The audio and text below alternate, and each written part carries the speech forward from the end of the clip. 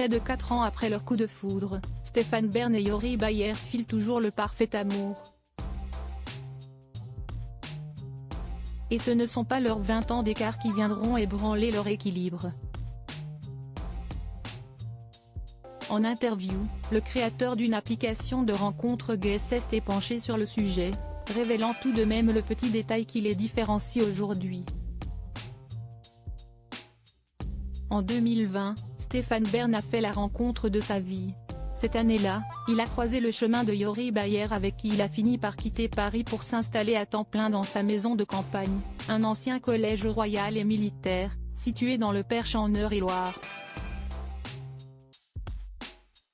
Les deux hommes se sont même pacsés et songent désormais au mariage. Ça nous est arrivé d'en parler. Ce que je trouve magnifique, si est de se marier au bout de 30 ans de vie de commune. Bon, on va plutôt dire 20 ans parce qu'il a déjà 60 ans, a confié le fondateur de Maison Matrimoniale, une application de rencontres gays, pour Gala. Car il faut en effet rappeler que Stéphane Bern et Yori Bayer ont 20 ans d'écart. Une grande différence d'âge qui n'a toutefois jamais été un sujet pour le couple, si est comme si on avait le même âge, estime d'ailleurs l'entrepreneur.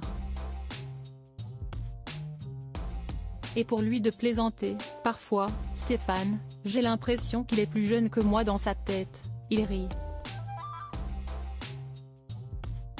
Non mais si est un vrai gamin, et si est pour ça que ce mec me surprend tous les jours de façon bien différente. L'âge ne change pas grand-chose. Yori Bayer chanceux d'avoir trouvé Stéphane Bern. Seul détail qui lui rappelle tout de même que l'animateur est son aîné, les maux physiques qui arrivent avec le temps. 40 ans et 60 ans, je ne vois pas trop, à part qu'il commence à avoir mal au dos, a-t-il souligné en rigolant. Pour le reste, Yori Bayer se dit surtout chanceux d'avoir trouvé en Stéphane Bern le partenaire idéal. Leur histoire lui a ainsi fait recroire en l'amour véritable, lui qui avait jusqu'à présent été plutôt déçu par ses précédentes idylles. J'ai toujours trouvé ça mielleux et mièvre de dire que tout le monde a le droit à l'âme sœur, mais j'ai changé Davis, a-t-il avoué à nos confrères. Ce qu'il se souhaite pour l'avenir? Les plaisirs les plus simples.